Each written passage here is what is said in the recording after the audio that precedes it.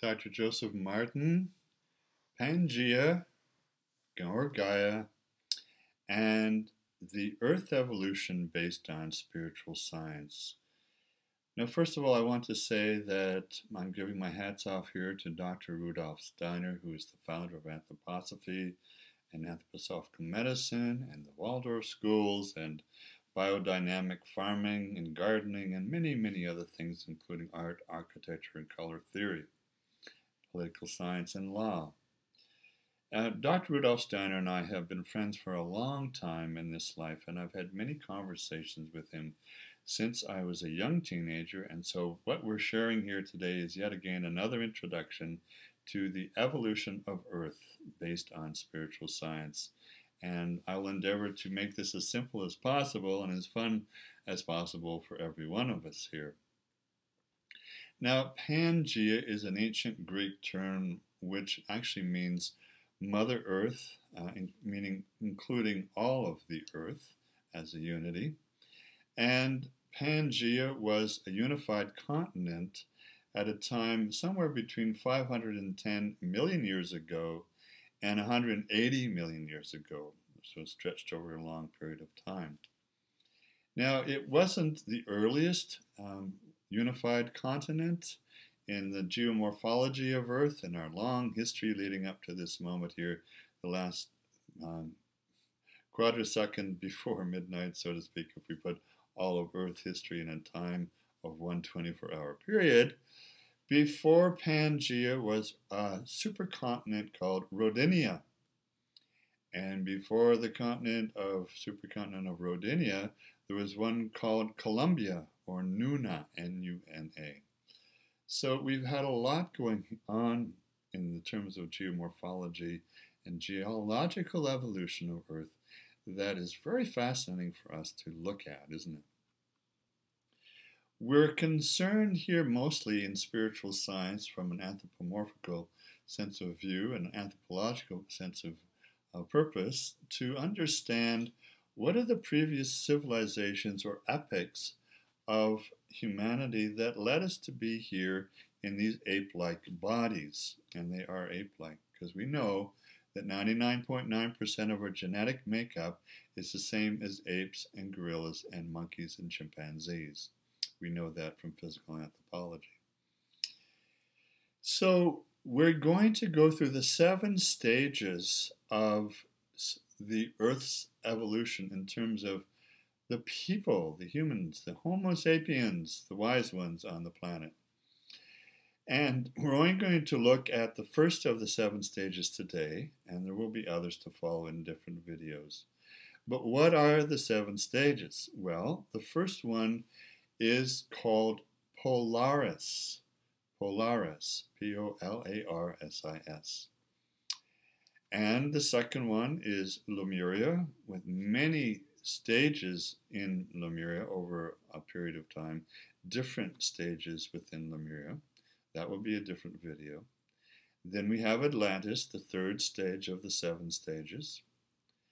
And then we have, sorry, I missed this. Let me go back here a bit.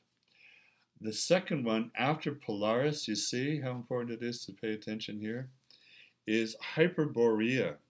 Hyperborea. After Polaris. And then the 3rd one is Lemuria. The 4th one is Atlantis.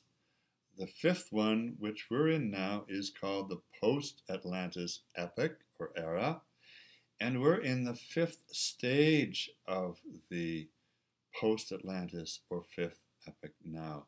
The 5th substage, if you like, of Post-Atlantis. Now the 6th and 7th epochs are still in the future. They're yet to come.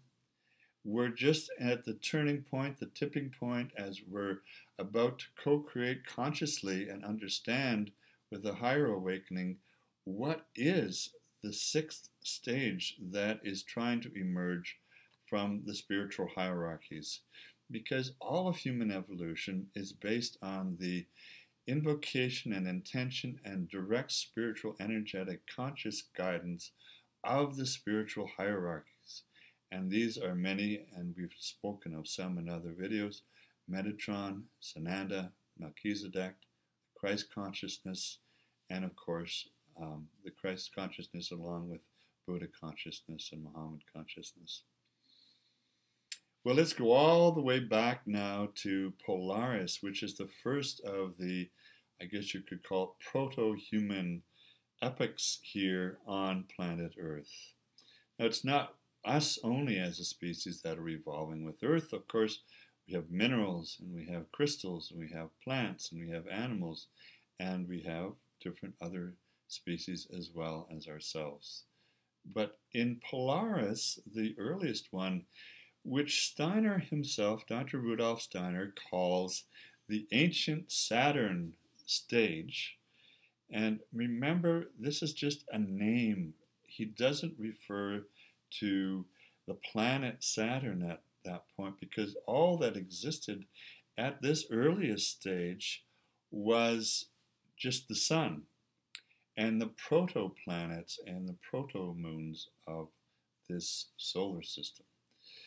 What occurred at that point with this ancient Saturn stage is the fact that the possibility of having a physical human form was coming into prototypical awareness or awakening at that point.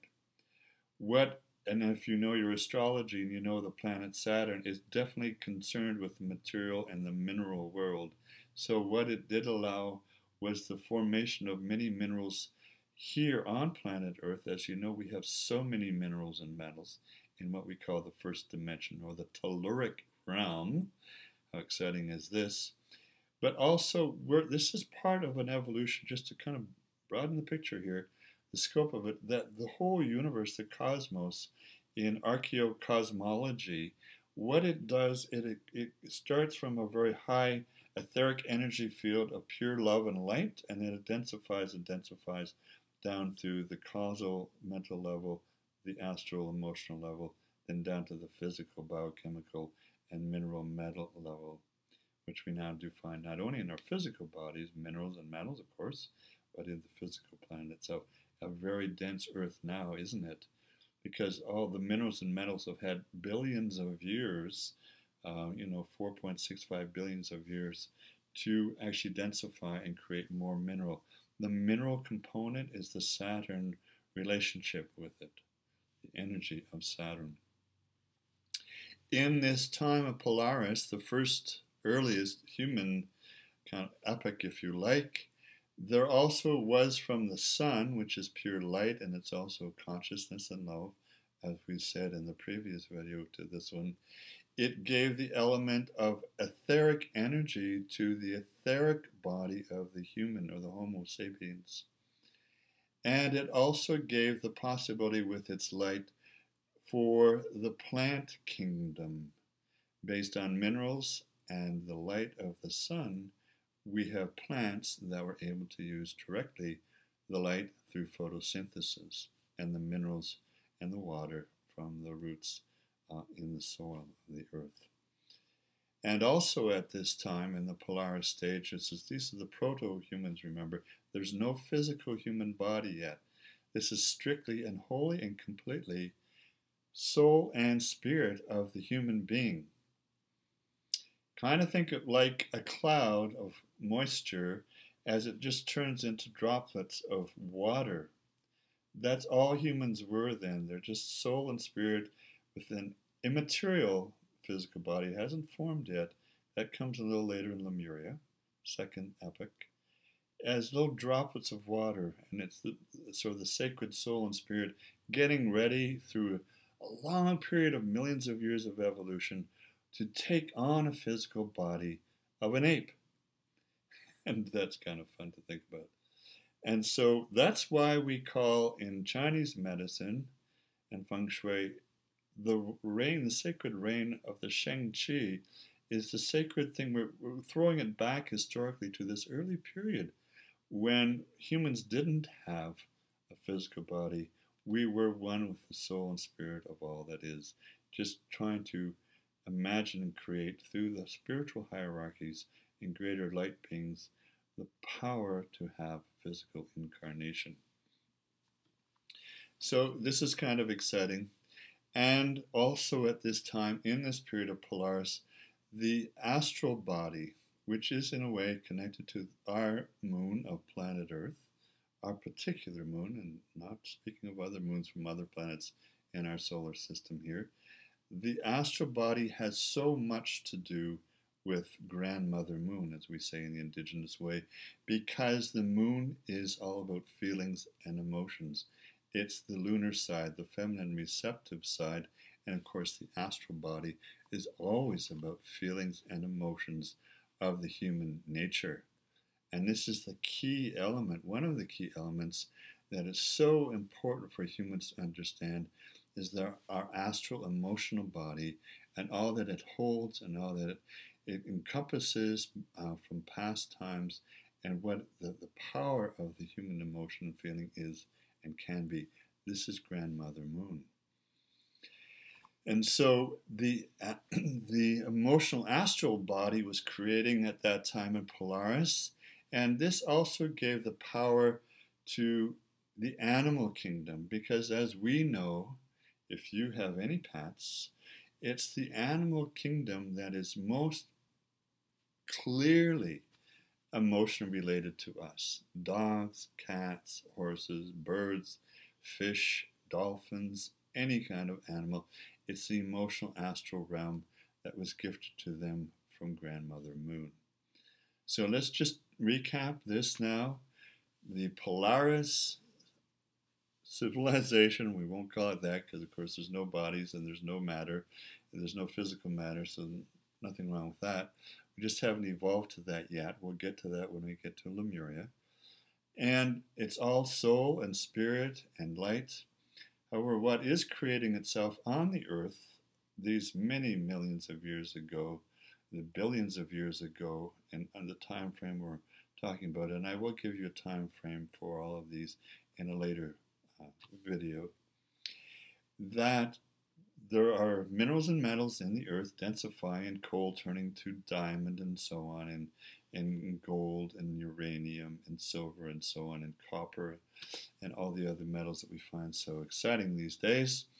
The plant kingdom arose on this earth, fed by the sun above with the light, and the minerals and the water and the metals below, and then the animals coming on. So we're starting with, zoologically speaking, invertebrates, crustaceans, and so on, working up to vertebrates and sea creatures, and then land creatures, and then, walking bipeds eventually, as the, I don't know why we call ourselves the gangly gorillas, right, or whatever we want to call ourselves.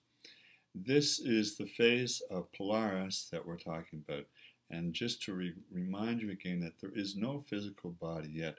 We have a mind, we have emotions, we have some sense of ourselves as souls, and being connected to the spirit of all that is in the source of the cosmos. And we're planning to come to Earth as the ancients that we all know about today. And so stay tuned for part 2, which will be an outline and just simply an overview of Lemuria and how we first got physical bodies that had biochemistry and had spines and so on. So all the best to you, Dr. Joseph Martin here. I hope you find this exciting, and stay tuned, and we'll see each other once again very soon.